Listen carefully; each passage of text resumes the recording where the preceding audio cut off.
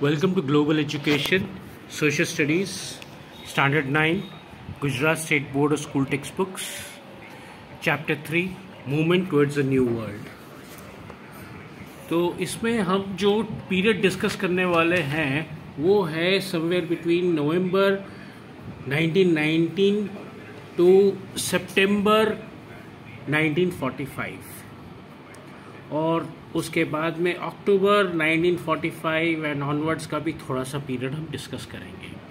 तो ये रफली 27 इयर्स का पीरियड हम डिस्कस करने जा रहे हैं वर्ल्ड हिस्ट्री का, और इसमें काफ़ी इम्पॉर्टेंट चीज़ें हुई हैं जो आप अभी देखोगे। और मेरे को पूरी उम्मीद है कि आपने इससे पहले जो Russian revolution and world War 1 वाला जो मेरा चैप्टर था वो आपने पढ़ लिया होगा, क्योंकि वो आपको इसमें बहुत काम आएगा। और अगर आपने नहीं देखा है तो वो इमीडिएटली देख लीजिए, उसके बाद में आप इसको स्टार्ट करिए तो आपको ज़्यादा बेनिफिट रहेगा। और लाइक, शेयर और सब्सक्राइब आपने कर ही लिया होगा, अगर नहीं करा है तो इमीडिएटली कर लीजिए। चलिए हम स्टार्ट करते हैं ये चैप्टर को। ये it is also called as movement towards a new world. तो ये जो movement towards a new world है ये एक्चुअली इसके पिछले चैप्टर से ही स्टार्ट हो जाता है, जब वर्ल्ड वॉर 1 एंड होती है। वर्ल्ड वॉर 1 जब एंड होती है तो उसकी जो ट्रीटीज़ होती है, जो उसमें ट्रीटीज़ करी जाती हैं by the winning Nations on the losing Nations, तो वो ट्रीटीज़ ही एक तरीके से वर्ल्ड वॉर 2 का बेस बनती हैं।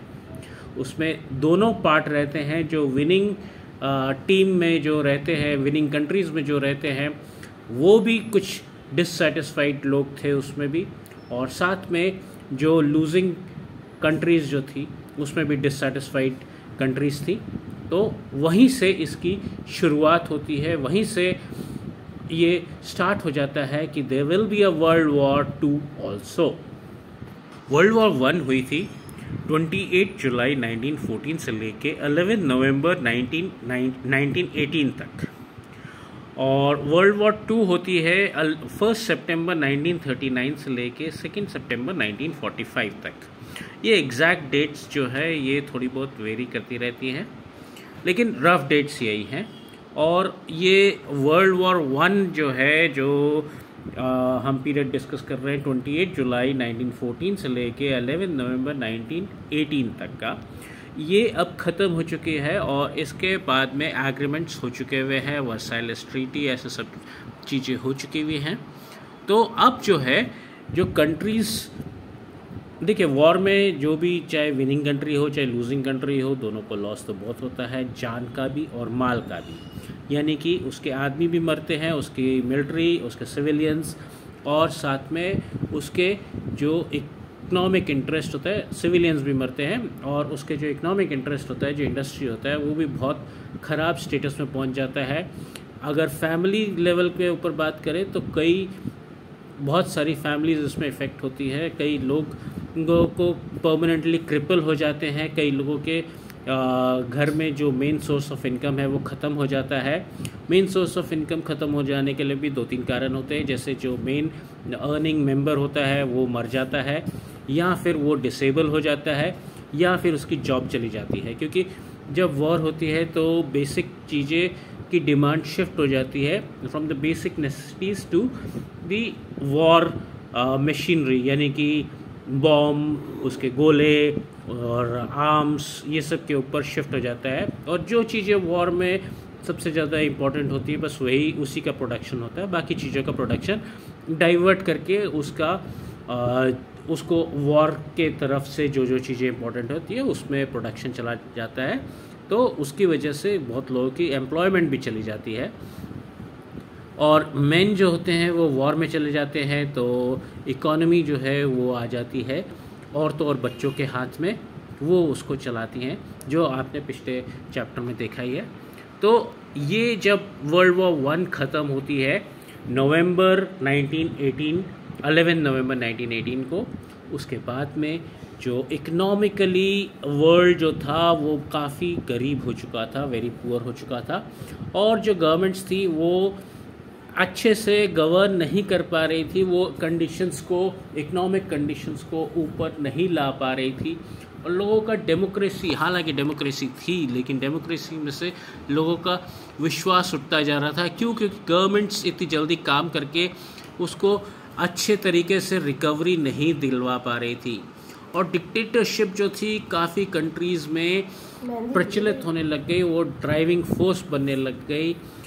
वहाँ डिक्टेटरशिप की तरफ लोग चल पड़े कि डिक्टेटरशिप से ये सारा वर्ल्ड ठीक हो सकता है, लोगों का ऐसा धारणा आया। और कई ऐसे डिक्टेटर्स आए इस दौर में जिनकी वजह से लोगों को लगा कि हमारी इकोनॉमिक कंडीशन और हमारा रुतबा जो पहले था, वो ये डिक्टेटरशिप जो है ये उस तरफ ले जा सकती है हमारे को।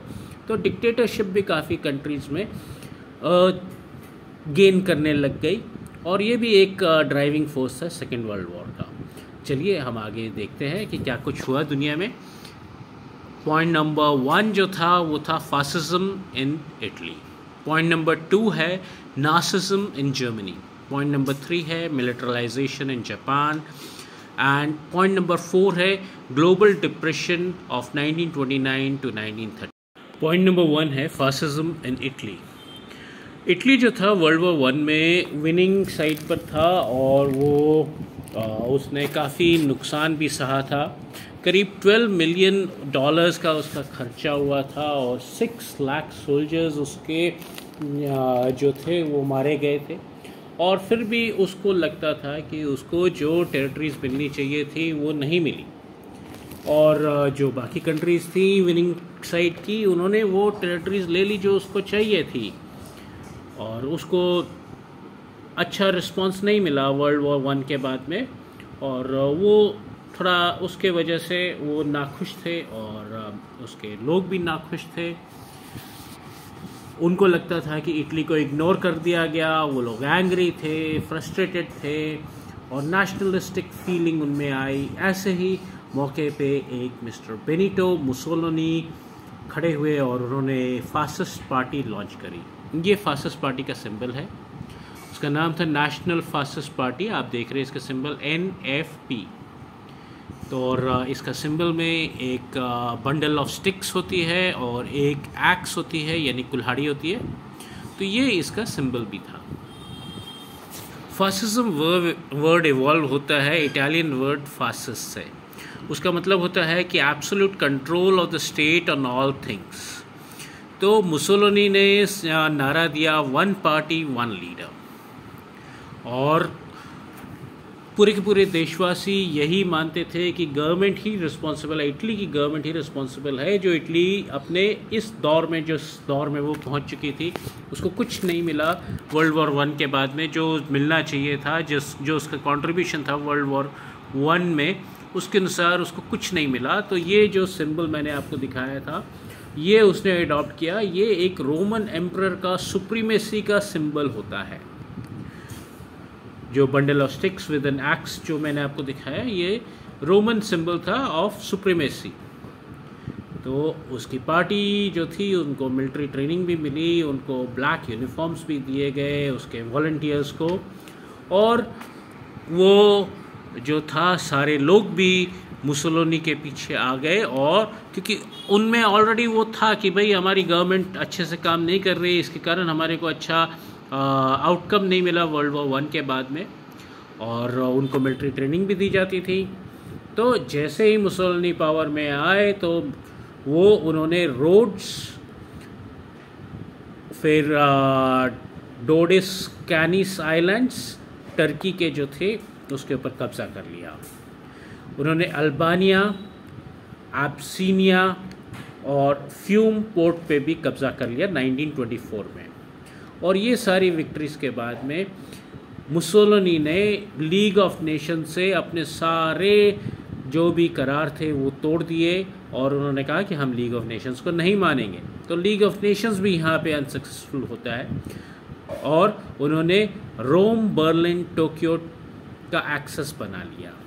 रोम, बर्लिन, टोक्यो मतलब कि इटली, जर्मनी और जापान का एक्सेस बना लिया।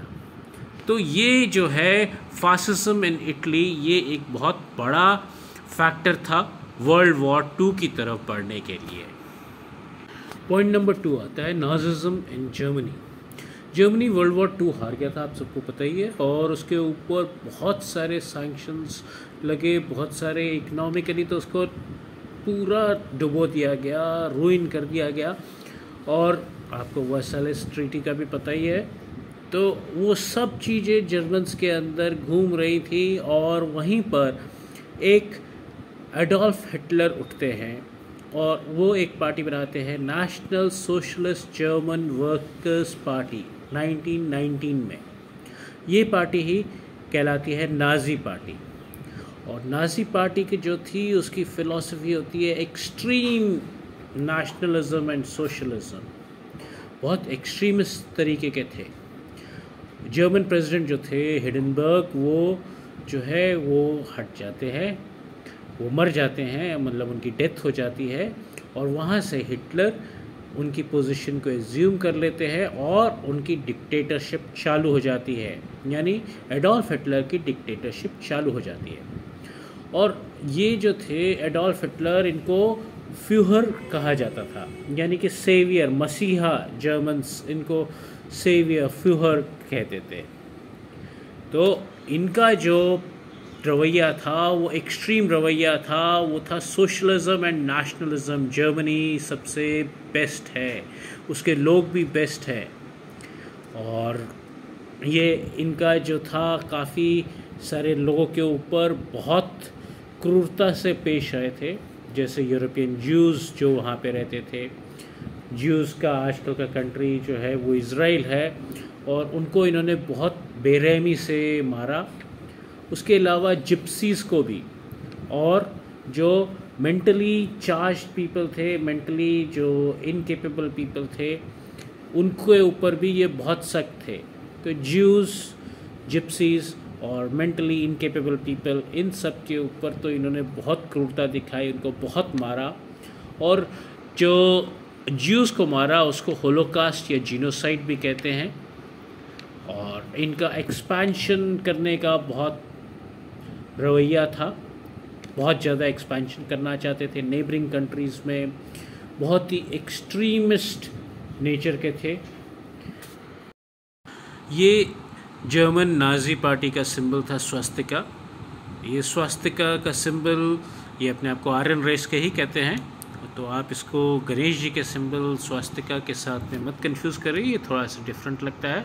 ये इनके नेशनल फ्लैग पे भी आया, और ये इनकी यूनिफॉर्म थी, जो लेफ़्ट साइड वाली यूनिफॉर्म थी ये जनरल यूनिफॉर्म, और जो राइट साइड वाली यूनिफॉर्म है ये अफ्रीका में पहनते थे। और ये इनके सिंबल्स, मिलिट्री रैंक्स और ये सब के हिसाब से जो भी इनके सिंबल्स थे वो सब थे।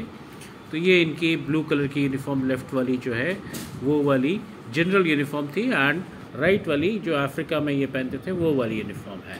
इनका मेन एम जो था वो था कि जर्मनी को सबसे सुपीरियर रेस बनाने का, सबसे मेजर पावर बनाने का, और ये कहते थे कि हम प्योरिफिकेशन ऑफ जर्मन रेस कर रहे हैं। ये सब कह के इन्होंने ये सारे काम किए, जो इन्होंने जीनोसाइड किया जिप्सीज़, ज्यूज़ और मेंटली चैलेंज्ड पीपल के साथ में। और इनकी यूनिफॉर्म जो थी वो ब्लू कलर की थी, जैसे मैंने आपको दिखाया, और उसके ऊपर सिंबल था स्वास्तिका का, वो भी मैंने आपको दिखाया। और बहुत ही ज़्यादा मिलिट्री अपनी इन्होंने डेवलप करी, और वो मिलिट्री के बेसिस पे इन्होंने वर्ल्ड वॉर 2 का जो था अपने ये सारे काम जो इन्होंने रेसेस, अपनी रेस को इकोनॉमिक सुपर पावर और ये सब करने के लिए जो भी कुछ इन्होंने करा, उस सब कारण बने वर्ल्ड वॉर 2 के। पॉइंट नंबर 3 आता है मिलिट्रलिज्म इन जापान। 1919 की वर्साइलेस ट्रीटी जो थी उसमें जापान को कुछ खास नहीं मिला, उसको चाइना के थोड़े से प्रोविंस मिल गए। इंग्लैंड और फ्रांस ने अपना मेजर पार्ट जर्मनी का अपने पास डिस्ट्रीब्यूट कर लिया। जापान बहुत ही नाखुश था इन सारे डिस्ट्रीब्यूशन से। वॉशिंगटन मीट हुई 1921-22 में, उसमें भी जापान को कहा गया कि वो सिर्फ जितनी फोर्सेस इंग्लैंड और अमेरिका रखते हैं, जितनी नेवल फोर्सेस इंग्लैंड और अमेरिका रखते हैं, उसका सिर्फ 35% ही फोर्स अपना रख सकता है। जापान को शक्लेन और साइबेरिया को भी छोड़ना पड़ा। जो जापानीज़ लोग थे, जो वहाँ के युवा लोग थे, जो यंग लोग थे, वो काफ़ी डिस्प्लीज थे। वो चाहते थे मिलिट्रिज्म, वो चाहते थे जापान अपनी वापस फुल मिलिट्री रिजीम में आ जाए, अपना मिलिट्री पावर बनाए। तो मिलिट्री नेशनलिज्म जो था वो बहुत ही एक्सपैंड कर रहा था जापान में। जापान के सारे लोग वही चाहते थे और जापान को परमानेंट प्लेस भी नहीं दिया गया लीग ऑफ नेशंस में। लेकिन जो जापान के अंदर जो चल रहा था इंपीरियलिस्ट एक्टिविटीज़, उसको वेस्टर्न कंट्रीज़ रोक भी नहीं पाए। जापान कैप्चर्ड करा मंचूरिया को और वहाँ पे उसने स्टार्ट किया मैंचुको गवर्नमेंट 1932 में। उसने कोरिया, मंगोलिया, शांटुंग और कुछ चाइना के प्रोविंसेस भी कैप्चर करे। और उसने और जो काम किया वो था इटली और जर्मनी के साथ हाथ मिलाने का। और यहीं से वर्ल्ड वॉर 2 के लिए जो नींव रखी गई, उसका जो जापान का जो इंपीरियलिस्ट पावर था, इंपीरियलिज्म जो उसकी सोच में आ गया हुआ था, उसको वेस्टर्न कंट्रीज़ नहीं रोक पाए। इस दौरान जापान के एम्परर थे हिरोहितो 1936 तक। उन्होंने ये सारी एक्टिविटीज़ को इनकरेज करा, मिलिट्राइजेशन की।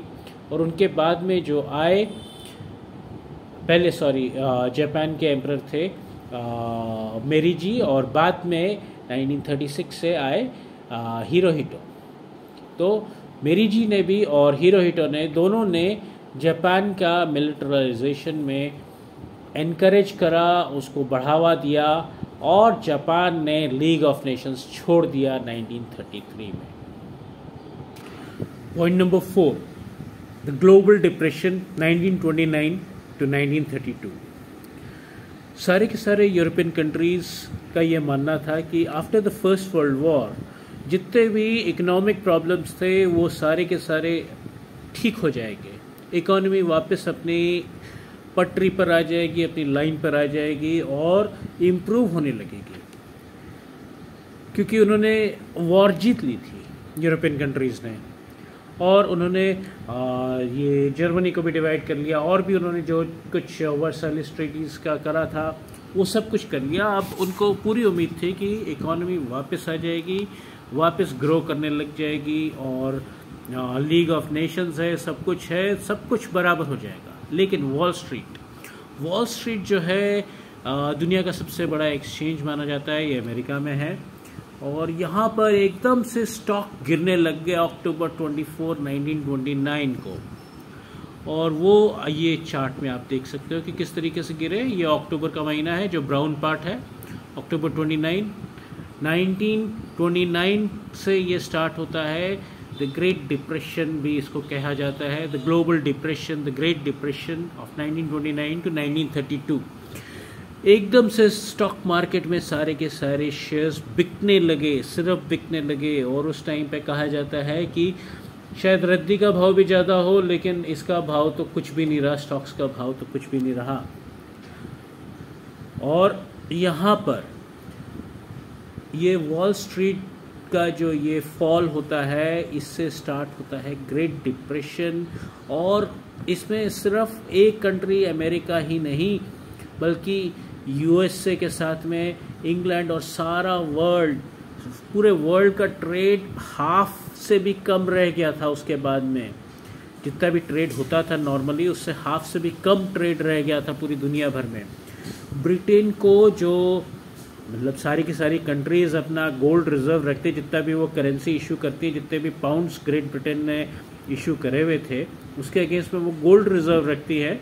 तो वो गोल्ड रिजर्व्स भी उसके ख़त्म हो गए, उसके गोल्ड रिजर्व्स भी उतने जितनी करेंसी थी उसके अगेंस्ट में उसके गोल्ड रिजर्व्स भी नहीं रख पा रही थी। और उसने अपनी policy of keeping certain amount of gold reserve को भी रिमूव करा, और ये पूरी दुनिया में ये फैलता गया। और ये भी एक कारण था वर्ल्ड वॉर 2 का। सारी की सारी वर्ल्ड की इकोनॉमी शैटर होने लग गई थी।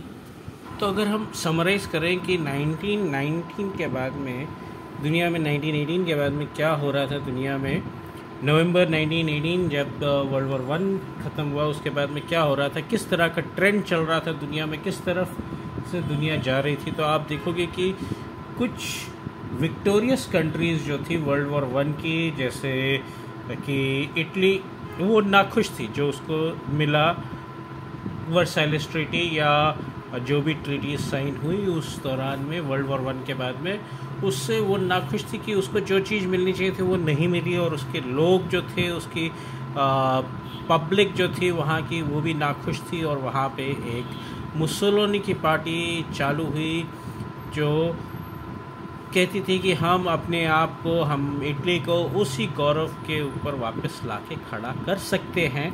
हमारे जो एग्जिस्टिंग गवर्नमेंट है उसने अच्छे से निगोशिएट नहीं करा, और उसके कारण ही ये चीज़ें हुई हैं कि इटली को वो चीज़ नहीं मिली जो डिज़र्व करती थी। वैसे ही और एक विक्टोरियस कंट्री थी जापान, जो कि अगेन नाखुश थी वर्साइलेस ट्रीटी 1919 की, और जापान के लोग भी ये चाहते थे कि हम वापस मिलिटराइजेशन में जाएं, और उसको जो था उसको बोला गया था कि आप यूएसए और इंग्लैंड के जितनी नेवल फोर्सेस के 35% ही आप मिलिट्री रख सकते हो।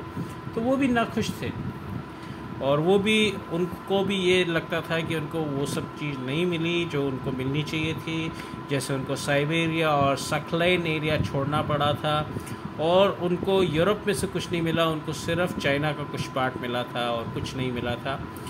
जो यूरोप का पार्ट था वो इंग्लैंड और फ्रांस के बीच में डिस्ट्रीब्यूट हो गया था। तो वो लोग भी नाखुश थे, और वो भी चाहते थे कि जापान जो था अपने पुराने रुतबे पे, अपने पुराने पावर पे वापस जाए। एक लूजिंग पार्टी भी थी जो जर्मनी थी। जर्मनी के ऊपर इतना ज़्यादा स्ट्रिक्ट चीज़ें लगा दी गई थी, इतना ज़्यादा उसको दबा दिया गया था कि अगेन जर्मन लोग नाखुश थे, और वहाँ पर नाज़ी पार्टी स्टार्ट हुई जो कि एडोल्फ हिटलर ने स्टार्ट करी।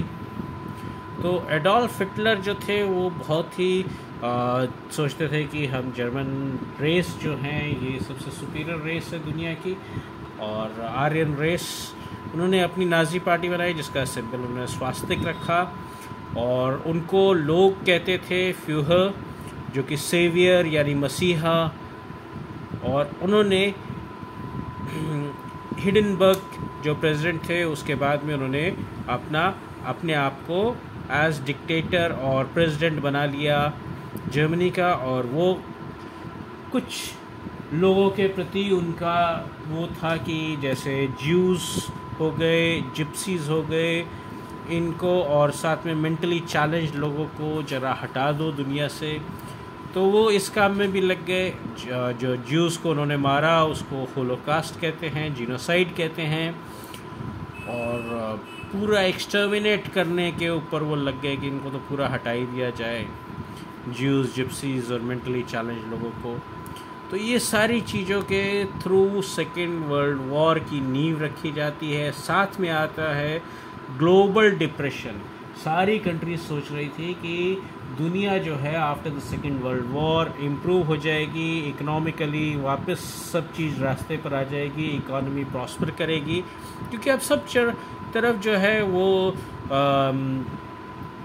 शांति है, शांति की स्थापना हो चुकी है। मगर उनको ये नहीं पता था कि जैसे कि ये जर्मनी में, इटली में और जापान में अनरेस्ट है, वो लोग नाखुश हैं, तो वो शांति नहीं आएगी। At the same time wall street collapse कर जाती है। वॉल स्ट्रीट यानी कि स्टॉक एक्सचेंज जो था अमेरिका में सबसे बड़ा स्टॉक एक्सचेंज, वो कोलैप्स कर जाता है 24 अक्टूबर 1929 को। और दुनिया जो थी अपने सबसे बड़े ग्रेट डिप्रेशन में चली जाती है after the first world war. और ये सारी चीज़ें जो है, इंग्लैंड को अपनी करेंसी जो वो होल्ड करती थी, जितने पाउंड उसने इशू करे हुए थे उसके अगेंस्ट में जो गोल्ड रिजर्व रखती थी, वो चीज़ें की पॉलिसी भी उसको अपनी तोड़नी पड़ती है। और पूरी की पूरी दुनिया का ट्रेड जो है हाफ से भी कम रह जाता है। तो टोटल इकोनॉमिक फेलियर सब तरफ से, treaty of Versailles failure, league of nations failure, जो शांति स्थापित करने के लिए जो भी ट्रीटीज़ करी गई थी वर्ल्ड वॉर वन के बाद में, वो सारी की सारी फेलियर हो जाती हैं यहाँ पर। और इस सब से हम बढ़ते हैं वर्ल्ड वॉर टू की तरफ। वर्ल्ड वॉर टू के क्या फैक्टर्स हैं? वर्ल्ड वॉर टू 1939 से लेके 1945 तक। इसके क्या फैक्टर्स हैं? ये 1 सितंबर 1939 से लेके 2 सितंबर 1945 तक चली थी। रफली एग्जैक्ट डेट्स हम अभी देख लेंगे इसकी आपके बुक के अनुसार क्या है। अब हम आते हैं factors governing the second World war. Second World war का सबसे बड़ा फैक्टर तो जो था वो ट्रीटी ऑफ वर्साइलेस था, पेरिस पीस प्रोसेस के अंतर्गत जिसको करा गया। उससे बहुत सारे नेशंस नाखुश थे, जैसे कुछ एग्जाम्पल्स हमने आपको दे चुके हुए हैं। और इसी के साथ में हम चलते हैं causes of World War two. आपने पिछले चैप्टर में देखा था फियर्स नेशनलिज्म जो था वो ऑलरेडी वर्ल्ड वॉर वन से पहले सारे कंट्रीज़ में, यूरोप में सब लोगों के, सारी पब्लिक के मन में बैठा दिया गया था और सारी पब्लिक फियर्स नेशनलिज्म के जाल में थी।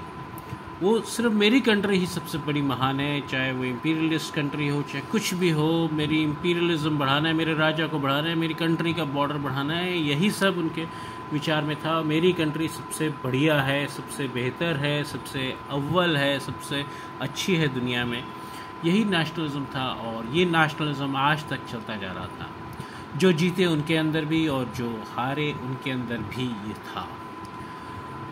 और ये आपने जैसे भी देखा कि काफ़ी सारी कंट्रीज़ नाखुश थी, चाहे वो विक्टोरियस कंट्री हो लाइक जापान या फिर इटली। उनको ऐसा लगता था कि हमारी को जो मिलना चाहिए था ये एज द ट्रीटी ऑफ वर्साइलेस या पेरिस पीस प्रोसेस में वो नहीं मिला। और जो हारी हुई कंट्री थी, अब जो जीती हुई कंट्री थी उसमें आ जाता है जापान और इटली। वहाँ पे वो नाजी पार्टी फासिस्ट पार्टी आ गई और जापान में भी मिलिटरिज्म आने लग गया।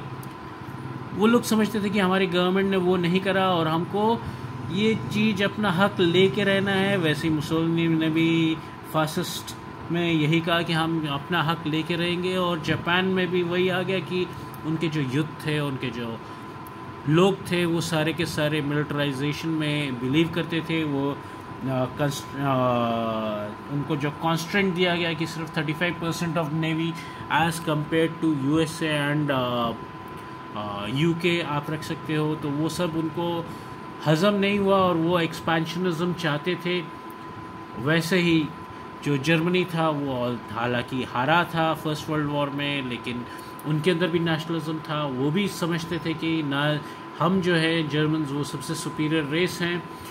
और हिटलर जो था नाजी पार्टी के साथ में यही सुपीरियर रेस के बेसिस पे फियर्स नेशनलिज्म, जर्मनी जो है वो सबसे बढ़िया है, जर्मन सबसे बढ़िया है, जर्मन रेस भी सबसे बढ़िया है।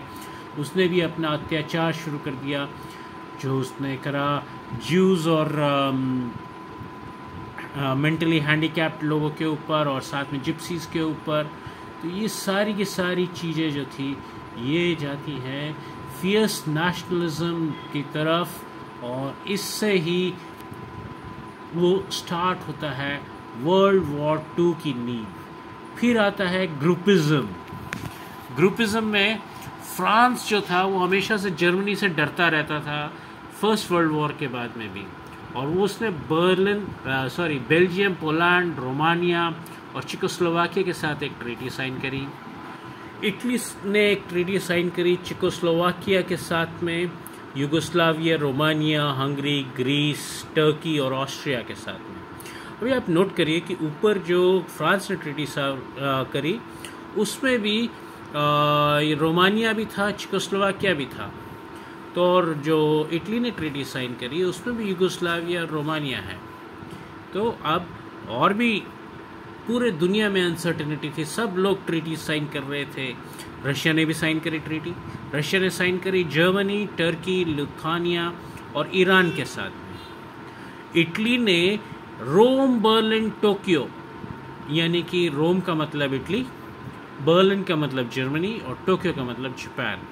तो जापान, इटली और जर्मनी के बीच में ट्रीटी साइन करी जिसको एक्सेस ग्रुप कहा गया। ये एक ग्रुप बनता है यहाँ पर, इसको नोट कर लीजिए, ये axis group Germany, Japan and Italy का। इंग्लैंड ने फ्रांस के साथ मिलके दूसरा ग्रुप बनाया जहाँ पे डेमोक्रेटिक वैल्यूज़ थी, और जर्मनी के साथ साइन करी उसने जर्मनी ने साइन करी नॉन एग्रेशन ट्रीटी रशिया के साथ में।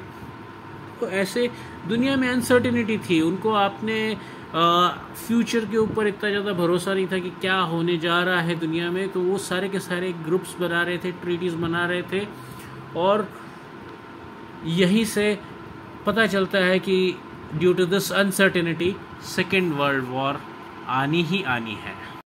पॉइंट नंबर 3 आता है मिलिट्रलिज्म। एक तरफ से तो लीग ऑफ नेशंस और फर्स्ट वर्ल्ड वॉर के बाद में पीस मनाने की बहुत ही ज़्यादा कोशिश करी गई, लेकिन वो सारे एफर्ट्स फेल होते जा रहे थे, और यूरोपियन नेशंस जो थे आपस में कम्पीट कर रहे थे कि मैं बढ़िया आर्म्स बनाऊंगा, मैं उससे भी बढ़िया आर्म्स बनाऊंगा, मैं दुनिया में सबसे बढ़िया आर्म्स बनाऊंगा, वेपन्स बनाऊंगा।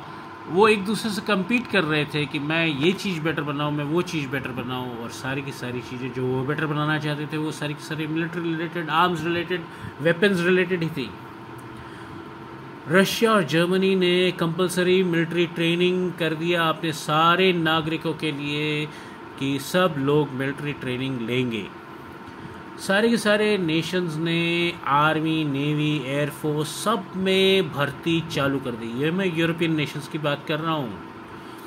और ईस्ट में जापान ने भी अपनी मिलिट्री फोर्स बढ़ाने लग गए, और फिर तो इंग्लैंड, फ्रांस का पीछे रहने वाले थे, उन्होंने भी अपने आप को इक्विप करना चालू कर दिया, और वर्ल्ड वॉर 2 की नींव रखी जा चुकी हुई थी। League of Nations point number 4 जो है वो फेल हो जाता है, वो पीस नहीं इस्टेब्लिश कर पाता है दुनिया में, ना ही वो सुप्रीम ऑर्गेनाइजेशन बन पाता है कि सब नेशन अपनी सोवेनिटी, अपनी अखंडता, अपने नेशन को प्रोटेक्ट करे। वो चीज़ नहीं कर पाता है, वर्ल्ड में पीस नहीं कर पाता है, और उसके पास खुद की भी कोई आर्मी नहीं थी, कोई चीज़ नहीं थी। वो जो बोलेगा, वो अगर सारे प्रिंसिपल्स लोग फॉलो नहीं करेंगे तो वो क्या करेगा। लीग ऑफ नेशन के पास में कोई आर्मी नहीं थी, वो अपने प्रिंसिपल्स, अपने पॉलिसीज़ लोगों के ऊपर इम्पोज नहीं कर पा रहा था सारी कंट्रीज़ के ऊपर। कोई भी कंट्री, बल्कि ये कह लें कि बहुत सारी कंट्रीज़ उसकी बात नहीं मान रही थी, और बहुत सारी कंट्रीज़ तो अपनी प्रॉब्लम्स लेके लीग ऑफ नेशंस में जा ही नहीं रही थी, क्योंकि उनको लीग ऑफ नेशंस के ऊपर इतना ज़्यादा भरोसा नहीं था, और धीरे धीरे करके कंट्रीज़ लीग ऑफ नेशंस से बाहर भी निकल रही थी। सबसे पहले रशिया और जर्मनी ने लीग ऑफ नेशंस छोड़ा, फिर इटली ने और जापान ने भी छोड़ दिया लीग ऑफ नेशंस। अब ये क्यों छोड़ रही थी लीग ऑफ नेशंस?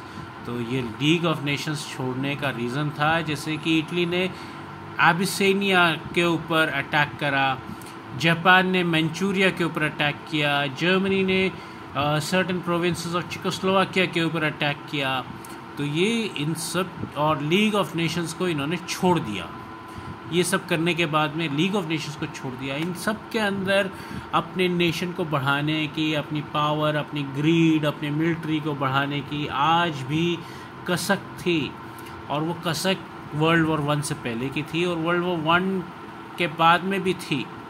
और ये सब के सब कंट्रीज़ जो थे लीग ऑफ नेशंस को छोड़ते जा रहे थे। लीग ऑफ नेशंस की तरफ तो कोई देख ही नहीं रहा था। लीग ऑफ नेशंस के बदले वो अपनी दूसरी ट्रीटीज साइन कर रहे थे, अपने दूसरे ग्रुप्स बना रहे थे। जैसे मैंने आपको अभी बताया कि ग्रुपिज़म चल रहा था दुनिया भर में, तो ये सारे के सारे चीज़ें जो थी चल रही थी, और लीग ऑफ नेशंस जो था वो टोटल फेलियर साबित हो रहा था। Point number 5, treaty of Versailles. Treaty of Versailles आपको पता है कि 1918 में, नवंबर 11, 1918 में जब वर्ल्ड वॉर 1 ख़त्म हुई, तब पेरिस पीस प्रोसेस के अंडर ट्रीटी ऑफ वर्साइलेस साइन करी गई थी, और जर्मनी जो वॉर हारा था उसको ही रीज़न माना गया था कि वर्ल्ड को इस चौराहे पर लेके आ गए, इस जगह पर लेके आ गए हो, तो उसको ही सबसे ज़्यादा ह्यूमिलेट किया गया, उसको सबसे ज़्यादा नीचा दिखाया गया, उसकी रूर प्रोविंस जो था उससे छीन लिया गया था। राइन वैली जो थी, राइन रिवर जो थी, वो इंटरनेशनल सी रूट की तरह ओपन कर दी गई थी, और भी उसको बहुत सारे 6.5 बिलियन पाउंड्स का वॉर फाइन लगाया गया और भी बहुत सारी चीज़ें उसके ऊपर लगाई गई थी। तो जर्मनी बहुत ही ह्यूमिलेट हो गया था, बहुत ही नीचे गिरा दिया गया था जर्मनी को। तो जर्मनी के लोग जो थे ये सब देख के नाखुश थे। और जर्मनी में जब एडोल्फ हिटलर अपनी नाज़ी पार्टी के साथ पावर में आए और फिर उन्होंने हिटलर ने जो है वो डिक्टेटरशिप कर ली, तो उन्होंने कहा कि ये वर्साइलेस ट्रीटी जो है ये सिर्फ एक कागज़ का टुकड़ा है और मैं इसको रिजेक्ट करता हूँ। तो यहाँ से स्टार्ट होता है वर्ल्ड वॉर 2 का नींव का foundation. Imperialistic ambition of Adolf Hitler, point number 6। Hitler जो था वो सेकेंड वर्ल्ड वॉर के लिए बहुत ही ज़्यादा वो रिस्पॉन्सिबल था। उसकी नेशनलिस्ट मिलिट्री, मेरी जर्मन रेस सबसे सुपीरियर है दुनिया में, ये सब चीज़ें, मेरा जर्मन नेशन सबसे सुपीरियर है, उसकी जर्मन की पावर, उसकी मिलिट्री सबसे ज़्यादा सुपीरियर है, यही सब वो एक्सपेंशन प्रोसेस ऑफ जर्मनी, हर हालत में जर्मनी को मैं हर कॉस्ट पे जर्मनी को ऊपर लेके जाऊंगा। तो यही सब से स्टार्ट होता है। जर्मनी के एक्सपेंशन प्लान में सबसे पहला विक्टिम जो होता है वो होता है ऑस्ट्रिया। ऑस्ट्रिया में जर्मन आर्मी घुस जाती है 12 मार्च 1938 को। और उसके बाद में होता है म्यूनिच कन्वेंशन। म्यूनिच कन्वेंशन के वेरी नेक्स्ट डे 1 अक्टूबर 1938 को जर्मनी चेकोस्लोवाकिया को कैप्चर कर लेता है और फिर वो जाता है मैमल पोर्ट लिथुआनिया में मार्च 1939 में। और इस तरीके से एडोल्फ हिटलर के अंडर जापान में जर्मनी का इंपीरियलिस्ट पॉलिसी जो था वो स्टार्ट हो जाता है, जो एक कॉज है, बहुत बड़ा कॉज है वर्ल्ड वॉर 2 का। फिर आता है German attack on Poland. Point number 7 है जर्मन अटैक ऑन पोलैंड। अभी आपने देखा अभी तक कि जो भी सब कंट्रीज़ जो थे अपने जो नाखुश कंट्रीज से, चाहे वो विक्टोरियस कंट्री थे वर्ल्ड वॉर 1 के या चाहे वो लूजिंग कंट्रीज थे वर्ल्ड वॉर 1 के, तो वो सब के सब नाखुश थे और वो अपने कंट्री को ही ऊपर दिखाना चाहते थे। उन सब में अपने कंट्री को ऊपर ले जाने के लिए फियर्स नेशनलिज्म आपने देख लिया उनकी, जो वहाँ पर उन्होंने अपने आर्म्स बढ़ाने लगे, मेरी कंट्री सबसे महान है, वो अभी तक फीलिंग गई नहीं थी। और मेरे को वर्ल्ड वॉर 1 में जो मिलना चाहिए था वो नहीं मिला, या जो लूजिंग कंट्री जैसे जर्मनी कि मेरे को बहुत ही ज़्यादा नीचा दिखा दिया गया, बहुत ही ज़्यादा ह्यूमिलेट कर दिया गया वर्ल्ड वॉर 1 के बाद में ट्रीटी के दौरान। तो सारी की सारी कंट्रीज़ अपनी गवर्नमेंट से भी नाखुश थी, गवर्नमेंट्स भी बदल दी उन्होंने, कहीं पे डिक्टेटरशिप आ गई, कहीं पे डेमोक्रेसी ही रही, और लेकिन फिर भी अपनी अपनी गवर्नमेंट से नाखुश थे। आर्म्स बढ़ाए जा रहे थे, वेपन्स बढ़ाए जा रहे थे, नए से नए टेक्नोलॉजी को बनाए जा रहे थे अपने वेपन्स, और मेरी वेपन सबसे सुपीरियर होएगा, मेरे आर्म्स सबसे सुपीरियर होंगे। आर्म्स प्रोडक्शन, वेपन्स प्रोडक्शन, सब कुछ हो रहा था। दुनिया में बहुत ज़्यादा अनसर्टेनिटी थी, लोग एक दूसरे के साथ ट्रीटी साइन कर रहे थे, कहीं पे ग्रुप्स बन रहे थे, जैसे जर्मनी, जापान, इटली, इनका एक ग्रुप बन गया, दूसरी कंट्रीज़ का एक ग्रुप बन गया, कोई कंट्री जैसे नॉन एग्रेशन की पॉलिसी साइन कर रही थी, कोई कुछ कर रही थी, पूरा अनिश्चितता थी, डिप्रेशन आ गया था, सब कुछ हो गया हुआ था दुनिया में, इकोनॉमी फेल हो गई थी, लीग ऑफ नेशंस फेल हो गया था। अब ज़रूरत क्या थी? ज़रूरत तो थी जस्ट एक चिंगारी की, एक स्पार्क की, और दुनिया में वर्ल्ड वॉर स्टार्ट हो जाता, जो कहलाता वर्ल्ड वॉर 2। और ये स्पार्क मिला जब जर्मनी ने पोलैंड के ऊपर अटैक किया, और ये अटैक हुआ सितंबर 1, 1939 में। पोलैंड बहुत ही पीसफुल था उस टाइम पे, उसके ऊपर जर्मनी ने अटैक कर दिया अर्ली मॉर्निंग में, और वर्ल्ड वॉर 2 स्टार्ट हो गई। ब्रिटेन और फ्रांस ने जर्मनी को कहा कि तुम रुक जाओ, तुम मत करो ऐसा, मगर जर्मनी कहाँ रुकने वाला था, उसने सुनी अनसुनी कर दी। ब्रिटेन और फ्रांस ने भी लड़ाई में कूद पड़े और ये बन गई वर्ल्ड वॉर 2, और धीरे धीरे करके सारी की सारी कंट्रीज़ आ गई इसमें। वर्ल्ड वॉर टू का एक आउटलाइन बताया गया है, बहुत ही ब्रीफ में आपको बता दिया गया है कि वर्ल्ड वॉर टू में क्या हुआ था।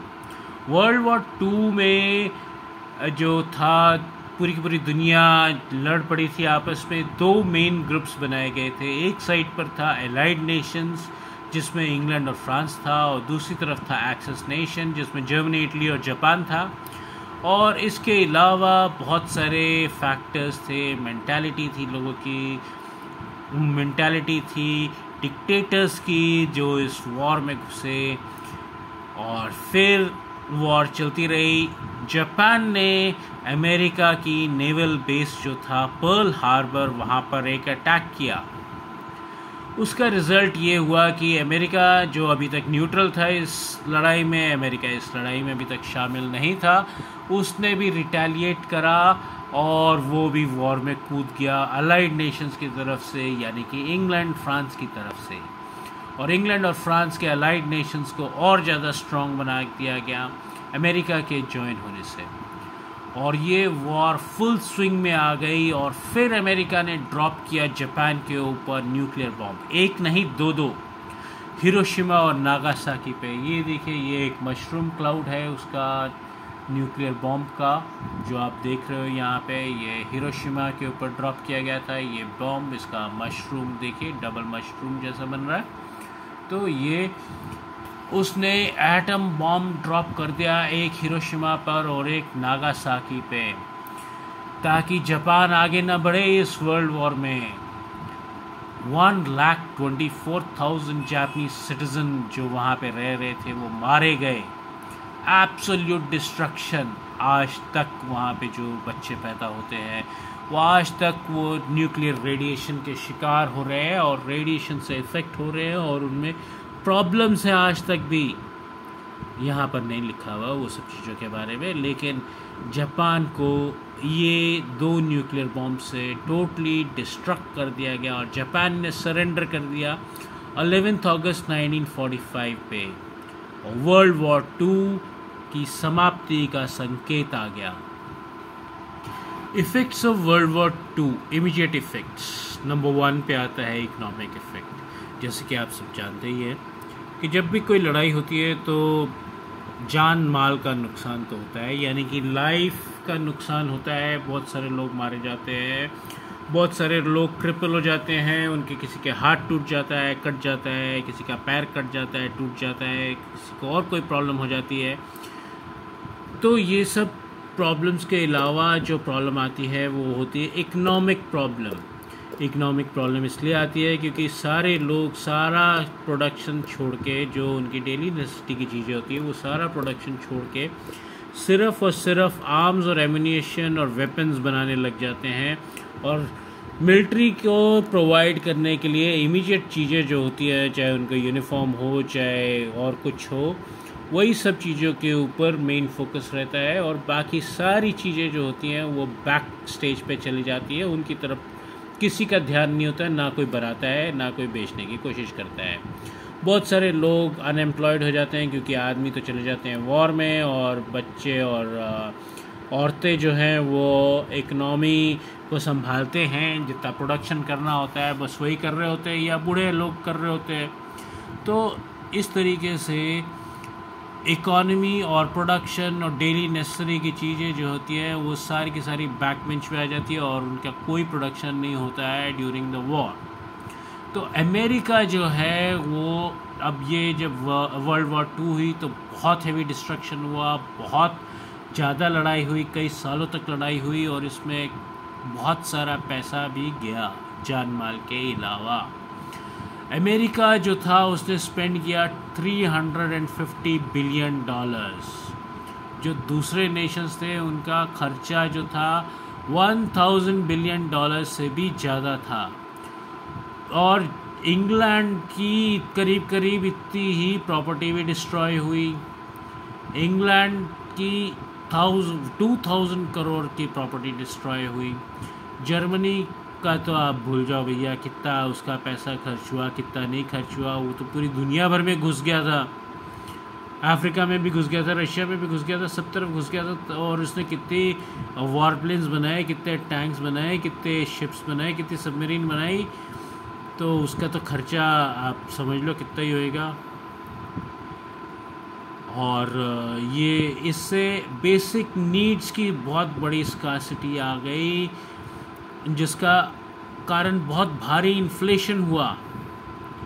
क्यों स्कार्सिटी आई वो मैं आपको ऑलरेडी बता चुका हूँ कि लोगों का डेली नेसेसिटी की चीज़ों की तरफ इंटरेस्ट ही नहीं रहता, वो बनाने के लिए इंटरेस्ट ही नहीं होता है। वो तो वॉर के चीज़ें ही बना रहे होते हैं, चाहे आर्म्स हो, एम्यूनिशन हो, वेपन्स हो, यही सब बना रहे होते हैं। जो डेली चीज़ें ज़रूरत होती है वो सब की और तो कोई देख भी नहीं रहा होता, और इसकी वजह से बहुत भारी इन्फ्लेशन आया। मार्केट में गुड्स नहीं थे, सारी की सारी इकॉनमी शैटर हो चुकी थी। इससे पहले ग्रेट डिप्रेशन भी आपको पता ही है। तो सारे के सारे नेशन जो थे वो इकोनॉमिक डिप्रेशन में और ज़्यादा घुसते चले गए, और इसी की वजह से वर्ल्ड पॉलिटिक्स में और इकॉनमी में बहुत सारे चेंजेस आते हैं इसके बाद में, वर्ल्ड वॉर 2 के बाद में। पॉइंट नंबर 2 है communism in China.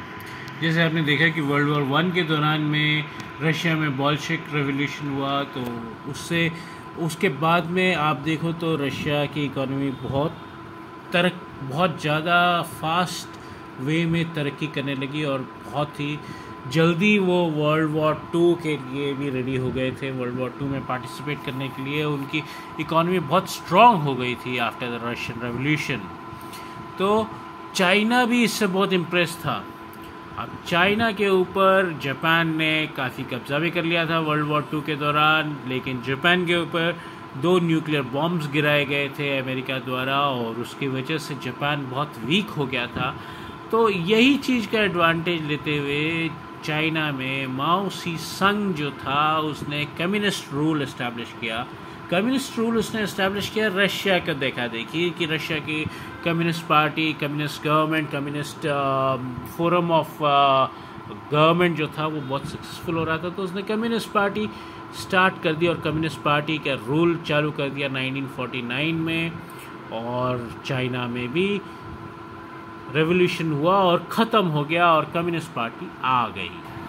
World War 1 और 2 के बीच में इंग्लैंड, जर्मनी, फ्रांस, ये सब बहुत इम्पोर्टेंट पावर्स थी दुनिया में। वर्ल्ड वॉर 1 में एक और पावर को देखा गया कि वो पावर जब लड़ाई में कूदी, जब उसके एक शिप के ऊपर अटैक किया गया, और वो पावर जब वर्ल्ड वॉर 1 में कूदी, तो वर्ल्ड वॉर 1 का जो अलाइज का जो पावर थी, जो उनका स्टेटस था वो बहुत बढ़ जाता था, बहुत ज़्यादा पावरफुल हो गए अलाइज। तो वो पावर थी USA, United states of America. वैसे ही वर्ल्ड वॉर 2 में यूएसए अगेन न्यूट्रल था, लेकिन जब उसकी पर्ल हार्बर पे अटैक किया तो वो फिर ज्वाइन कर गया अलाइज को, और फिर पावर शिफ्ट हो गई अलाइज के फेवर में, बहुत ज़्यादा पावर आ गई, और अगेन वो पावर शिफ्ट का फ़ायदा उठा के अलाइज जीत गए। और पावर शिफ्ट के अलावा यूएसए ने 2 न्यूक्लियर बॉम्ब्स भी गिराए, हिरोशिमा और नागासाकी पे, जापान के ऊपर, जिससे वर्ल्ड वॉर 2 को ट्रिगर करके ख़त्म करा गया। तो अब जो था, ये सारे वर्ल्ड वॉर्स के दौरान अमेरिका और रशिया जो थे आपस में काफ़ी अच्छे फ्रेंड्स थे। जैसे अमेरिका की अपनी पावर बढ़ रही थी, वो न्यूक्लियर वेपन्स भी बना रहा था, सुपर पावर भी बन रहा था, वैसे ही रशिया भी अपने कम्युनिस्ट पार्टी और कम्युनिज़म के बेसिस पे, सोशलिज़म और कम्युनिज़म के बेसिस पे वो भी बहुत अच्छी तरक्की कर रहा था, बहुत ज़्यादा ऊपर उठ रहा था। और ये दोनों during these first 2 world Wars बहुत अच्छे फ्रेंड्स भी थे और एक ही साइड से लड़ रहे थे। लेकिन वॉर के बाद में, सेकेंड वर्ल्ड वॉर के बाद में, दोनों का डिफरेंस ऑफ ओपिनियन सामने आने लगा। डेमोक्रेसी एंड कम्युनिज़म ये मेन चीज़ था, कैपिटलिज्म एंड कम्युनिज़म, कुछ भी कह लीजिए आप, यही सब इनके मेन रीज़न थे। और दोनों की आपस में राइवलरी काफ़ी बढ़ने लग गई, और यही राइवलरी को देखते हुए दोनों अपनी कंट्री को ऊपर उठाते गए, चाहे गेम्स हो, चाहे इकोनॉमी हो, चाहे टेक्नोलॉजी हो, चाहे स्पेस टेक्नोलॉजी हो, चाहे वेपन्स टेक्नोलॉजी हो, किसी भी टाइप की टेक्नोलॉजी में ये दोनों आपस में compete करते ही रहे, एक दूसरे को से ऊपर उठने की कोशिश करते रहे।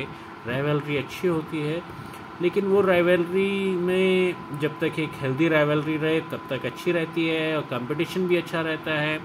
मगर यहाँ पर तो वो एक दूसरे के अगेंस्ट में आ गए और वॉर ऑफ वर्ड्स होता रहता था। कभी अमेरिका कुछ बोल देता, कभी यूएसएसआर, उस टाइम पे वो रशिया नहीं था, उस टाइम पे वो union of Soviet socialist Republic था, यूएसएसआर। तो वो यूएसएसआर कभी कुछ बोल देता, कभी कुछ अमेरिका बोल देता। और दोनों की आइडियोलॉजी तो अलग थी। एक तो capitalism, America capitalism and democracy, और यूएसएसआर जो था वो कम्युनिज्म की तरफ था, सोशलिस्ट एंड कम्युनिज्म। तो दोनों की आइडियोलॉजी भी अलग थी और दोनों एक दूसरे से ऊपर जाने की होड़ में लगे रहते थे, एक दूसरे से बेहतर, एक दूसरे से अच्छे। तो ये सारी की सारी कोल्ड वॉर की सिचुएशन आ गई और थर्ड वर्ल्ड वॉर भी यहाँ पे इमिनेंट लगता था कि यूएसए और यूएसएसआर की आपस में लड़ाई हो सकती है। बहुत सारी कंट्रीज़ जो थी दुनिया भर की, वो अपने अपने कन्वीनियंस के अनुसार, अपनी अपनी आइडियोलॉजी के अनुसार, अपने अपने उनके मोटिव्स के अनुसार वो दोनों के दोनों में से किसी भी एक ग्रुप, यानी कि एक ग्रुप यूएसएसआर वाला और एक ग्रुप यूएसए वाला, अपने मर्जी से वो ये ग्रुप्स ज्वाइन करते रहे। और कई बार ऐसा लगा कि थर्ड वर्ल्ड वॉर हो जाएगी, लेकिन आज तक नहीं हुई है वो third world war. World War 1 के बाद में लीग ऑफ नेशंस आया था। लीग ऑफ नेशंस अगर अपना काम ठीक से कर पाता तो वर्ल्ड वॉर 2 की नहीं होती शायद, लेकिन लीग ऑफ नेशंस के पास शायद इतनी पावर्स नहीं थी, या शायद लोग डिससेटिस्फाइड थे वर्ल्ड वॉर 1 के बाद के पीस प्रोसेस से।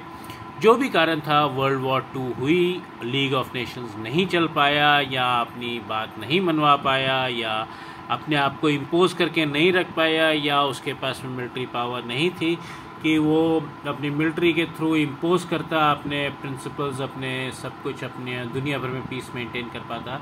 जो भी था, लीग ऑफ नेशंस फेलियर रहा। वर्ल्ड वॉर 2 हुई। वर्ल्ड वॉर 2 के बाद में उठता है यूनाइटेड नेशंस ऑर्गेनाइजेशंस, यूएनओ। ये इसका सिंबल है, एम्बलम है यूएनओ का। ये फर्स्ट वर्ल्ड वॉर के सेकेंड वर्ल्ड वॉर के बाद में पीस प्रोसेस के तौर पे ये आता है। 24 अक्टूबर 1945 को यूनाइटेड नेशंस एस्टैब्लिश किया गया, दुनिया भर में पीस, सिक्योरिटी, को एग्जिस्टेंस इन द वर्ल्ड, और इसका हेडक्वार्टर बना न्यूयॉर्क, अमेरिका में। ये इसके हेडक्वार्टर की तस्वीर है, आप देख सकते हो, आपकी बुक में दी गई है। तो ये तस्वीर आप देख लीजिए। ये मैं थोड़ी छोटी करके दिखा देता हूँ क्योंकि एक स्क्रीन से बड़ी बन जाती है। ये इसकी मेन बिल्डिंग है और अमेरिका ने काफ़ी एफर्ट करे यूनाइटेड नेशंस को इस्टेब्लिश करने में। और सेकेंड वर्ल्ड वॉर के बाद में अमेरिकन प्रेसिडेंट रूजवेल्ट जो थे वो 4 इम्पॉर्टेंट अनाउंसमेंट करे कि फ्रीडम। जब अमेरिका ने वर्ल्ड वॉर 2 ज्वाइन करी थी पर्ल हार्बर के बाद में, तब से अमेरिका ने दुनिया में ये कोशिश करी थी कि वो पीस इस्टेब्लिश करें, और वो उसने तब से यूनाइटेड नेशंस का कॉन्सेप्ट रखा हुआ था। अमेरिकन प्रेसिडेंट रूजवेल्ट जो थे उन्होंने कुछ इम्पॉर्टेंट अनाउंसमेंट करी थी रिगार्डिंग फ्रीडम, जो हर लोगों को, दुनिया के हर आदमी को, हर नागरिक को मिल सके। उन्होंने अपने अमेरिकन कांग्रेस में ये कॉन्सेप्ट रखा था कि हर ह्यूमन बीइंग को फ्रीडम मिलना चाहिए, पीस मिलनी चाहिए, सिक्योरिटी मिलनी चाहिए। उनका जो 4 पॉइंट्स थे वो थे, number 1 freedom of speech and thought, number 2 था फ्रीडम ऑफ रिलीजन, नंबर 3 था इकोनॉमिक फ्रीडम, नंबर 4 था right to freedom from fear, तो डर से।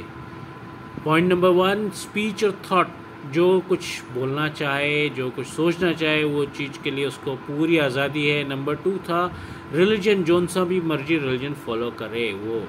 नंबर 3 था इकोनॉमिक फ्रीडम, जो भी करना चाहे वो करे, जिस तरीके से करना चाहे उस तरीके से करे, कैपिटलिज्म, सोशलिज्म, जैसे भी करना चाहे, इकोनॉमिक फ्रीडम मिलना चाहिए उसको। Point number 4 right to freedom from fear, किसी के डर दबाव में नहीं रहना चाहिए।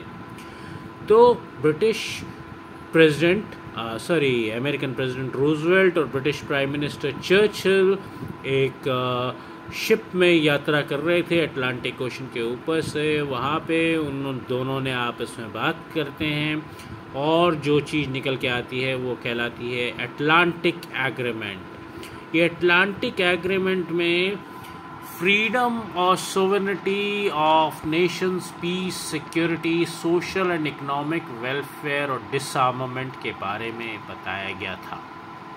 एक बार वापस ये वर्ड्स बोल देते हैं आपको।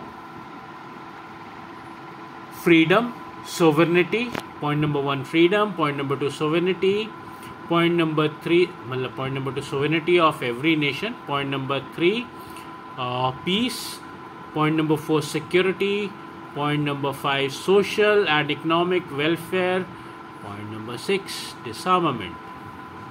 तो ये सारी चीज़ों के ऊपर उन्होंने तब जब वो शिप में थे अटलांटिक ओशन में, तो ये अटलांटिक एग्रीमेंट कहलाता है। उसके बाद में ब्रिटेन, अमेरिका, रशिया और चाइना, ये सब के जो मिनिस्टर्स थे ये मिलते हैं मॉस्को में और यहाँ पे वर्ल्ड पीस के बारे में बहुत बात करते हैं। इसको कहा जाता है मॉस्को डिक्लेरेशन। मॉस्को कहाँ पर है? रशिया में। मॉस्को रशिया का कैपिटल है। ये होता है नवंबर 1943 में। फिर ये सुपर पावर्स जो है तेहरान यानी कि ईरान में जाके एक कॉन्फ्रेंस करते हैं और वो कॉन्फ्रेंस में 50 नेशंस के साथ में एक एग्रीमेंट करके यूनाइटेड नेशंस को वाशिंगटन आ गया अमेरिका, सितंबर 1944 में इस्टेब्लिश करते हैं। 50 कंट्रीज़ के 50 नेशंस के रिप्रेजेंटेटिव्स मिलके और अक्टूबर 24, 1945 को 51 मेंबर नेशंस जो है ये डिक्लेयर कर देते हैं establishment of United Nations organisation UNO, October 24, 1945, 51 members मिलके। और यहाँ पर जो है अक्टूबर 24 को यूनाइटेड नेशंस डे आज तक मनाया जाता है और मनाया भी जाएगा हर साल इसके बाद में। और करंटली यूनाइटेड नेशंस ऑर्गेनाइजेशन के 193 मेंबर्स हैं, जिसमें से इंडिया भी एक है। यूनाइटेड नेशंस ऑर्गेनाइजेशन के काफ़ी सारे ब्रांचेस हैं, काफ़ी सारे उसके ऑर्गन्स हैं जिनको अलग अलग नाम दिया जाता है। हर एक का अलग अलग एम है, कोई कुछ काम के लिए है, कोई किसी चीज़ के लिए है। तो हर एक का जो स्कोप ऑफ वर्क है वो डिफरेंट है। उसके 6 मेन ऑर्गन्स हैं। नंबर 1 आता है जनरल असेंबली, नंबर 2 आता है सिक्योरिटी काउंसिल। जनरल असेंबली में सारी कंट्रीज़ आके मिलती है। सिक्योरिटी काउंसिल में 5 परमानेंट मेंबर्स होते हैं और करीब कुछ नॉन परमानेंट मेंबर्स होते हैं और बाकी के ऐसे ही होते हैं। नंबर 3 आता है economic and social council. Number 4 पे आता है ट्रस्टीशिप काउंसिल। नंबर 5 पे आता है इंटरनेशनल कोर्ट ऑफ जस्टिस और नंबर 6 पे आता है सेक्रेटेरिएट। तो इंटरनेशनल कोर्ट ऑफ जस्टिस जो है वो हेग में है, नीदरलैंड में। और बाकी के सारी चीज़ें जो हैं पॉइंट नंबर 1 से लेके 5 मतलब 6 में से इंटरनेशनल कोर्ट ऑफ जस्टिस को हटा दीजिए तो बाकी के पाँचों न्यूयॉर्क अमेरिका में है। हर एक ऑर्गन की एक्टिविटी, उसका स्कोप, उसका सब कुछ डिफाइन किया गया है और वो सब कुछ डिफरेंट है। जनरल असेंबली जो है ये सबसे बड़ा ऑर्गन है यूनाइटेड नेशंस ऑर्गेनाइजेशन का और ये अटेम्प्ट करता है इकोनॉमिक प्रॉब्लम्स को और इंटरनेशनल डिस्प्यूट्स को, इंटरनेशनल डिसआर्मामेंट को, ह्यूमन राइट्स को, ये सारी चीज़ों को ये दुनिया भर में ये ठीक करने की कोशिश करता है। जो भी डिसीजन यहाँ पे होता है वो 2/3 मेजॉरिटी के साथ होता है। सारी की सारी कंट्रीज़, जितनी भी कंट्रीज़ मेंबर्स हैं वो सब यहाँ पर आके बैठती हैं, डिस्कस करती हैं। एक कंट्री के 5 रिप्रेजेंटेटिव यानी कि 5 नुमाइंदे या 5 जने वहाँ पे आके बैठ सकते हैं और वो, लेकिन जब वोट करना होता है तो पाँचों के पाँचों में से एक ही वोट, एक कंट्री वन वोट हो जाता है। फिर 5 रिप्रेजेंटेटिव्स जो आए वो यूनिफॉर्मली एक ही वोट कास्ट कर सकते हैं। और जो भी वोट का वो है वो 2/3 मेजॉरिटी के साथ में ये होता है कि जो भी चीज़ पास होती है वो that is pass with 2/3 majority, यानी कि 100 में से करीब 67% वोट्स आपके पास में होने चाहिए, तभी आप वो डिसीजन ले सकते हो। और ये बजट भी यहाँ पे अप्रूव होता है इसका। तो नंबर 2 आ जाता है सिक्योरिटी काउंसिल नंबर 2 पर आता है। ये सबसे इम्पोर्टेंट ऑर्गन है यूनाइटेड नेशंस का। इसमें 5 परमानेंट मेंबर होते हैं और 10 टेम्परेरी मेंबर होते हैं जो कि रोटेशन में चलते रहते हैं। ये परमानेंट मेंबर नहीं होते हैं, ये इलेक्ट होते हैं 2-2 साल के टर्म में। जनरल असेंबली में इनका इलेक्शन होता है, जनरल असेंबली में से ये 2-2 साल के टर्म में इलेक्ट होके आते हैं और इनको भी काफ़ी पावर्स मिलती है। बट वो जो 5 परमानेंट मेंबर्स की जो पावर रहती है उसके साथ इनकी पावर्स कोई कंपेयर नहीं कर सकता। वो 5 परमानेंट मेंबर जो हैं उनका नाम है number 1 America, number 2 Britain, number 3 France, number 4 Russia, number 5 China. America, Britain, France, Russia, China, ये 5 परमानेंट मेंबर हैं जिनके पास सबसे ज़्यादा पावर होती है। ये सारी की सारी प्रॉब्लम्स जो होती है, इंटरनेशनल डिस्प्यूट्स जो होते हैं डिफरेंट कंट्रीज़ के आपस में, वो सब पीसफुली इसको सॉल्व करना होता है, आपस में बातचीत करके, निगोशिएट करके, मीडिएशन करके। अगर वो आपस में अपने आप बातचीत करके सॉल्व नहीं कर सकते तो एक मीडिएटर रख के मीडिएशन के थ्रू ये सॉल्व करने की कोशिश करते हैं। और उसके बाद में 5 परमानेंट मेंबर्स आपस में भी बात करते हैं। वो अपना जब एक किसी सब अगर उसके फेवर में होते हैं, मतलब बातचीत सब एक ही तरफ होते हैं, एक ही साथ होते हैं, तब तो वो बात को सॉल्व कर देते हैं। लेकिन जब कोई एक भी मेंबर उनमें से परमानेंट मेंबर्स यानी कि अमेरिका, ब्रिटेन, रशिया, फ्रांस और चाइना, इनमें से कोई भी एक भी मेंबर अगर वो सहमत नहीं होता है तो वो अपना वीटो पावर यूज़ करता है, यानी कि I do not agree, right to deny, मैं इसके साथ सहमत नहीं हूँ, मैं इसके पक्ष में नहीं हूँ, ये कहता है वीटो। तो अगर कोई भी एक सुपर पावर जो परमानेंट मेंबर है वो अगर इसके खिलाफ हो जाता है तो वो वीटो का एक्सरसाइज कर देता है और तब डिसीजन नहीं निकल पाता है। और ये अगर वीटो का हिस्ट्री देखा जाए तो रशिया ने सबसे ज़्यादा वीटो यूज़ किया हुआ है 122 टाइम्स, अमेरिका ने 82 टाइम्स, ब्रिटेन ने 32 टाइम्स, फ्रांस ने 18 टाइम्स और चाइना ने 4 टाइम्स वीटो यूज़ किया है। तो रशिया को आप देख ही सकते हो कि सबसे ज़्यादा वीटो यूज़ करा है। और रशिया ने कुछ वीटोज़ जो यूज़ करे वो इंडिया के फेवर में भी यूज़ करे हैं। जब पूरी दुनिया इंडिया के खिलाफ जा रही थी तब भी उसने इंडिया का सपोर्ट किया है। तो ये था सिक्योरिटी काउंसिल के बारे में। नंबर 3 पे आता है इकोनॉमिक एंड सोशल काउंसिल। इसको आप ECOSOC इकोसॉक भी कह सकते हैं। इसमें 54 मेंबर्स होते हैं और उसमें से जो मेंबर्स हैं वो एवरी 3 ईयर 2/3 मेंबर्स रिटायर होते हैं। और ये जो रिटायरिंग मेंबर्स हैं इनको जनरल असेंबली में से अपॉइंटमेंट लेके ये यहाँ पर आते हैं। जनरल असेंबली में इलेक्ट होके ये इधर इकोनॉमिक एंड सोशल काउंसिल में आते हैं। ये इकोनॉमिक एंड सोशल काउंसिल जो है ये रिस्पॉन्सिबल है दुनिया भर में स्टैंडर्ड ऑफ लिविंग बढ़ाने का, सारे के सारे नेशंस ऑफ द वर्ल्ड में स्टैंडर्ड ऑफ लिविंग बढ़ाने का। और कोई बायस नहीं होना चाहिए, चाहे रिलीजन हो, चाहे कास्ट हो, चाहे रीजन हो।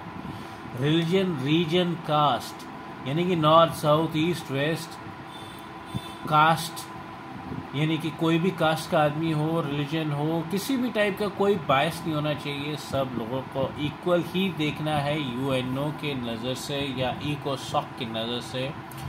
इसके सब काउंसिल्स भी हैं जो अलग अलग काम करते हैं सारे अक्रॉस द होल वर्ल्ड, जैसे कि WHO जो है वर्ल्ड हेल्थ ऑर्गेनाइजेशन, ये इम्प्रूव करता है दुनिया भर के लोगों की हेल्थ।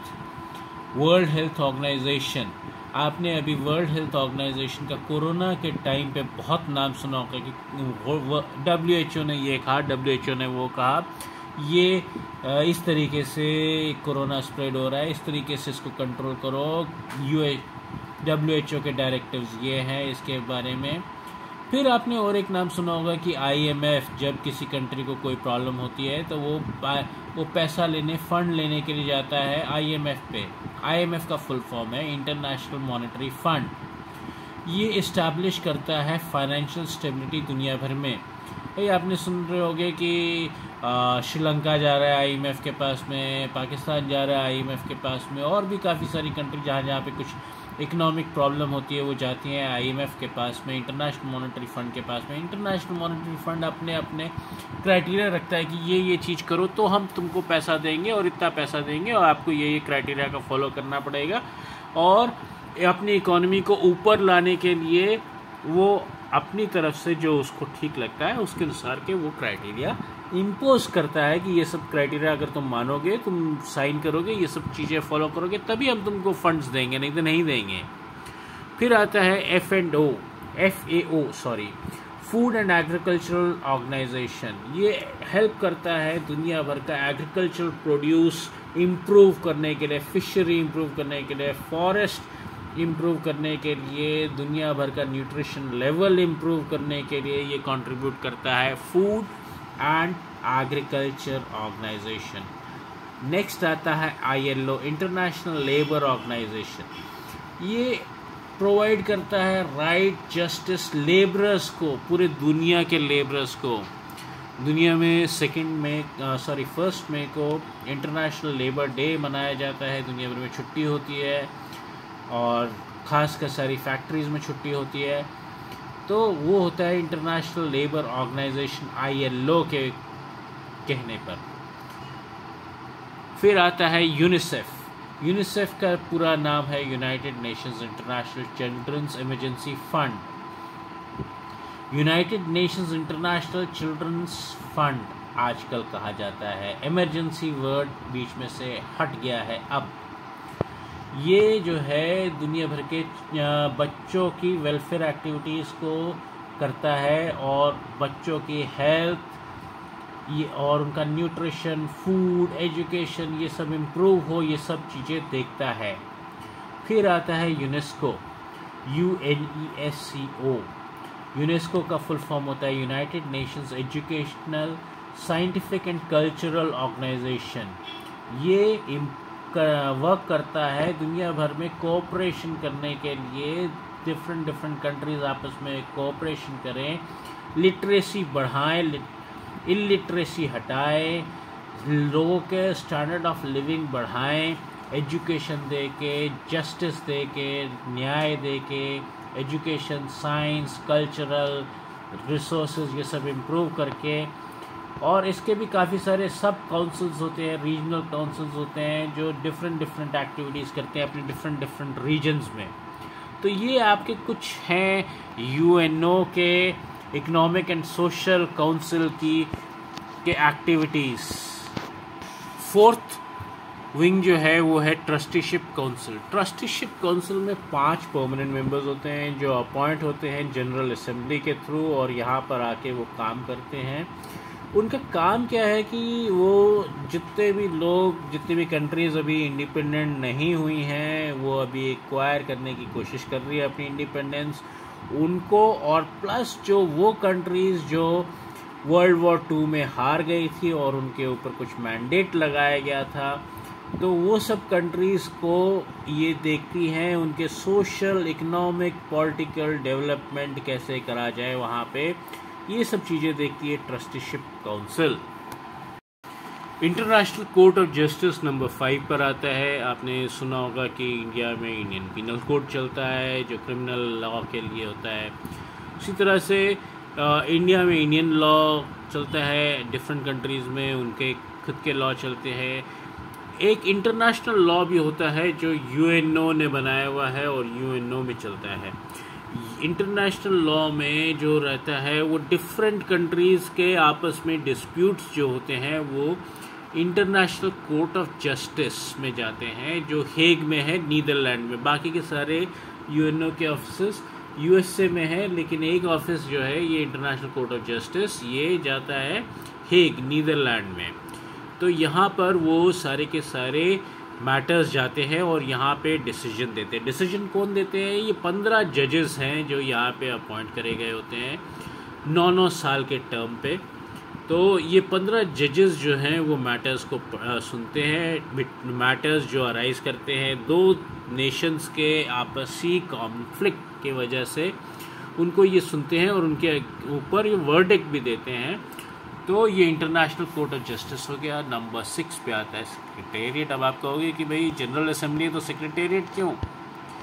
तो सेक्रेटेरिएट जो है उसका काम है कि जनरल असेंबली में एक सेक्रेटरी जनरल को अपॉइंट करा जाता है। सेक्रेटरी जनरल जो होता है वो 5 साल के लिए अपॉइंट होता है और उसका मकसद होता है वर्ल्ड में यूनिटी बनाना, पीस बनाना और यूनिवर्सल ब्रदरहुड, ये सब चीज़ें अचीव करने का उसका मकसद रहता है, जो यूएनओ का भी मकसद है।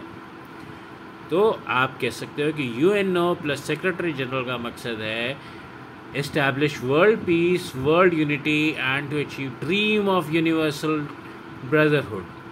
तो ये जो सेक्रेटेरिएट है यहाँ पर ये जनरल सेक्रेटरी बैठता है यूएनओ का, और यूएनओ के जनरल सेक्रेटरी के साथ में बैठते हैं, ये 5 साल के लिए इलेक्ट होता है, और इसके साथ में बैठते हैं सेक्रेटरीज, एडमिनिस्ट्रेटर्स, उनके असिस्टेंट्स, ट्रांसलेटर्स, अलग अलग फील्ड के एक्सपर्ट्स, जो सब कोई सेक्रेटरी जनरल को रिपोर्ट करते हैं और उसको हेल्प करते हैं ये सारी चीज़ें करने में। और ये भी यूनाइटेड स्टेट्स न्यूयॉर्क में ही स्थित है। और इसका एजेंडा तो मैंने आपको बता दिया, वर्ल्ड पीस, वर्ल्ड यूनिटी और यूनिवर्सल ब्रदरहुड। तो यहीं पर हम ये चैप्टर ख़त्म करते हैं और मिलते हैं नेक्स्ट चैप्टर में। आप लोग सब ग्लोबल एजुकेशन को लाइक, शेयर और सब्सक्राइब करेंगे, मेरे को पूरी उम्मीद है। और मिलते हैं नेक्स्ट चैप्टर में।